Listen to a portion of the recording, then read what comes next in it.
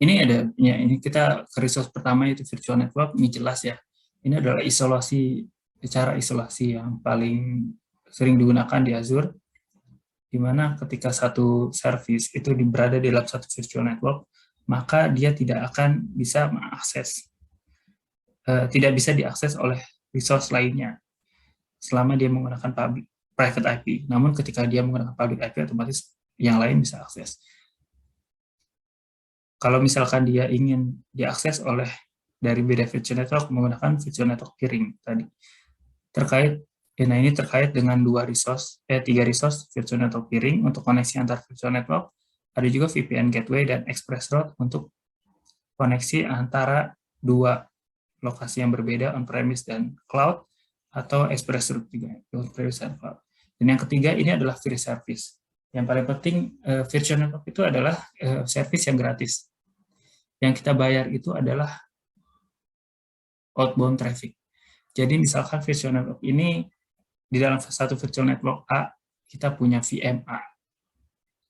Lalu dari VMA ini dia mendownload data dari klien kita menggunakan API keluar. Maka dia menarik datanya ini gratis. Tapi ketika kita mendownload data dari VM ini, maka itu kita akan bayar. Bayarnya itu namanya outbound traffic. Traffic yang keluar dari virtual network itu yang dibayar. Itu akan dibayar berdasarkan jumlah gigabyte yang digunakan. Lalu ada juga VPN gateway, Virtual Private Network Gateway. Ini adalah koneksi lewat public IP, tapi dienkripsi dengan IPsec, IP security. Jadi antar package IP-nya itu bisa dibilang menggunakan key yang digunakan untuk menghash paket tersebut, sehingga tidak bisa dibaca jika tidak memiliki key yang sama dari pengirim. Jadi ada kesepakatan key antara pengirim dan penerima, sehingga package yang dikirim itu akan tersampaikan tanpa ada bisa diinterupsi di tengah dan diambil datanya oleh pihak ketiga. Seperti itu. Skenario yang bisa digunakan ada point to site dan site to site. Seperti tadi, point to site itu ketika kita punya laptop manual, laptop seperti biasa, laptop pribadi, lalu kita mau akses ke virtual network atau ke infrastruktur yang ada di cloud atau ada di on-premise, itu konsepnya point to site. Dari satu titik ke satu site atau infrastruktur network. Lalu bisa juga skenario site to site, misalkan dari on-premise tadi dengan cloud infrastructure dihubungkan dengan skenario-nya site to site. Ini yang sebelah kanan ada setup. Kalau misalkan kita ingin menggunakan site to site, setup yang diperlukan itu yang jelas kita harus punya VPN device di on-premise. Ini konteksnya adalah menghubungkan VPN di on-premise dengan VPN di Azure. Sehingga kita bisa menggunakan site to site antara dua network on-premise, dengan network di Azure. Kita harus punya VPN device. Lalu di Azure sendiri yang perlu dibuat itu ada local network gateway. Local network gateway ini akan diisi dengan connection ke on-premise, seperti IP dari VPN on-premise-nya apa, seperti protokol IKEV-nya apa, IKEV 1212, terus juga security-nya pakai IPsec, terus juga menggunakan key-nya ditentukan di situ. Itu ditentukan di local network gateway, dan juga beserta IP yang ada di site on-premise itu di listing di local network gateway. Kemudian kita di Azure juga membuat virtual network gateway. Nah ini yang seperti VPN yang ada di Azure. Lalu VPN ini punya public IP. Public IP ini nanti yang akan diakses oleh VPN device yang ada di on-premise. Lanjut ada express route. Express route ini bisa dibilang tadi ya, koneksi kabel fiber optik.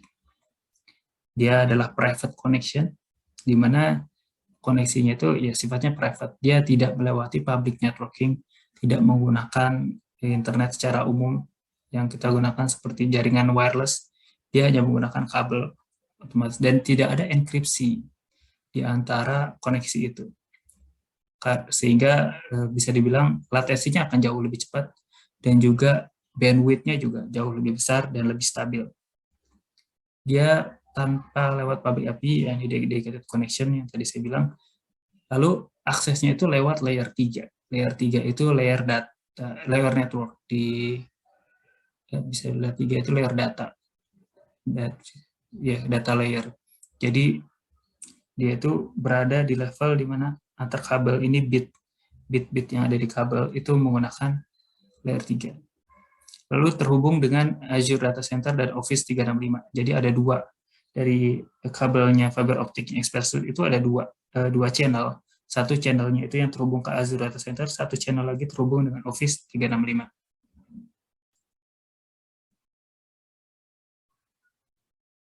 Nah, ini adalah perbandingan antara Express Route dengan Virtual Private Network Gateway.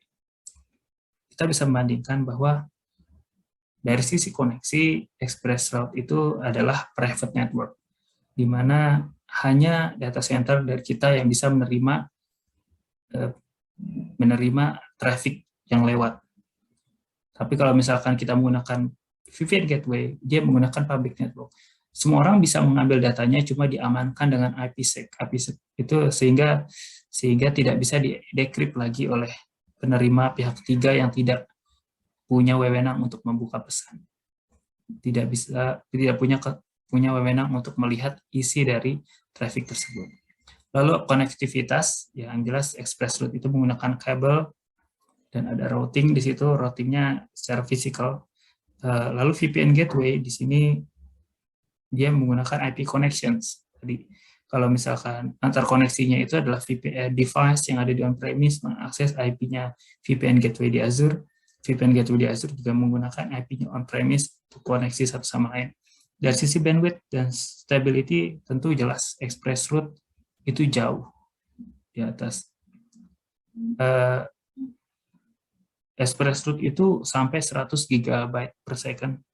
Sementara kalau VPN Gateway hanya terbatas sampai 10 GB per second. Itu pun ada di tier dari SKU dari VPN Gateway yang paling tinggi. Jadi kalau misalkan kita VPN Gateway-nya pilih yang basic, yang standar, maka jauh bandwidth-nya tidak akan sampai sebesar ini.